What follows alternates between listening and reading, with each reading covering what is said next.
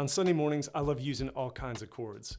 I use power chords and bar chords. I love using triads and dyads, but honestly, there is nothing like an open chord. And when guitarists want to play open chords, they're usually going to go to one of 5 keys. Think of the word caged, C-A-G-E-D. These 5 keys give us all kinds of different ways to use open strings on our guitar. But there's a key that I found that I love using that I don't hear about as much, and that's the key of B. The key of B gives us all kinds of lush, huge chord options. Now, before you say, hey, I already got enough on my plate, I don't want to learn a bunch of new positions, here's what's cool. If you already know the voicings in the key of E, then you already know how to play in the key of B. So if you use open chords and you want to add another key to your toolbox, grab your guitar and let's get started. Now, before we start pressing on some chords, we do have one thing we need to do. We're going to retune our high E string down to a D sharp. Now, I don't really use alternate tunings on Sunday morning that much. If you've ever done an alternate tuning, you know that they can be pretty impractical. It might work one Sunday, but the amount of time it takes to retune your strings, often you don't have that time when you're switching from one song to another, or it's kind of distracting when you turn around and grab another guitar. If you can work it out and it works in your situation, that's great, but I just normally don't do alternate tunings. But if all I have to do is retune one string, well, I'm way more open. And so this is why I love the key of B. All we're doing is retuning this high E string. Now, here are the chords of the key of B. We're just going to focus on these 6 chords from the key today, the 3 majors and the 3 minors. So let me start by showing you the positions that are rooted on our E string. Now, to play these 6 chords, we're only going to use 2 shapes. We're going to use one shape for the major chords and one shape for the minor chords. So what I'm going to do, here's what our E would look like up here. Okay, and I'm going to play it with these 3 fingers here. And I'm going to save my first finger here. And then as I come up to my F sharp, I'm just going to come up here and grab this. And the same thing for my B up here on the 7th fret. Now watch when I play these chords and I incorporate these 2 open strings on the bottom, the B and the D sharp. Here's my E. Big, beautiful E major 7 chord. Oh, beautiful 5 chord there, up to the 1 chord, the B. Now here's the minor shape.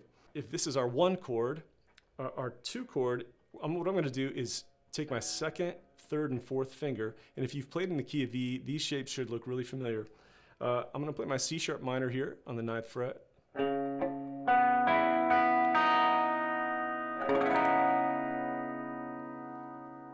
going to move up a whole step for my D sharp minor. And then my 6th chord up here, my G sharp minor. And I am leaning this finger over to mute this A string here. And then I'm playing the rest of the strings. Now, in most modern worship songs, we're playing the 1, 4, 5, and 6 positions 90–95% of the time. And so this is the B, E, F sharp, and the G sharp minor. So let me play those together so you can hear those voicings.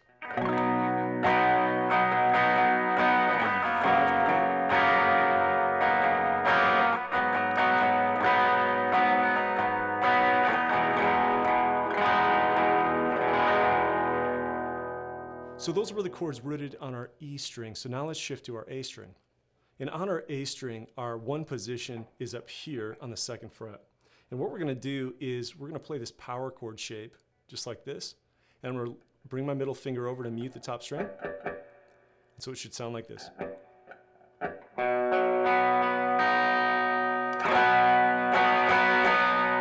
Now let me just walk up chord by chord now in the key.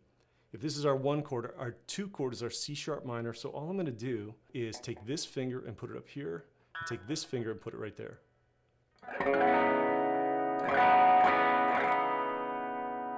Then go up a whole step to my 3 chord.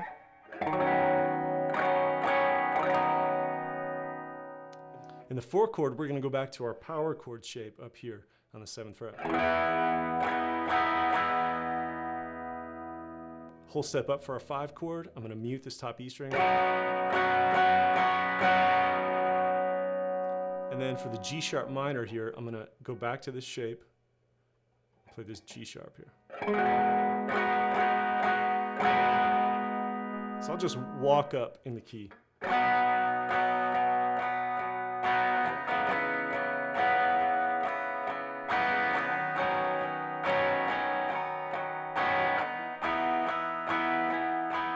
Five chord, six.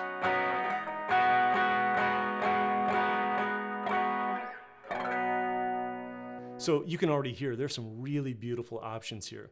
Now you'll notice there's a lot of movement up and down the neck. So what if we combined these shapes and we kept one chord group up here and another down here? What would that look like? So let's say we're rooted off the B string here. If we played our one chord here, we could play our two chord right here, slide up to our three again, come back to our E up here, F sharp, and G sharp. So now all your chords are right in this area. You can do the same thing down here, just kind of the opposite. Your one chord is here, two. You could come up to your D sharp right here, or you can just continue on. I guess it depends what's more efficient, wherever your hand was before that chord. And here's our E. To the F sharp. To your G sharp.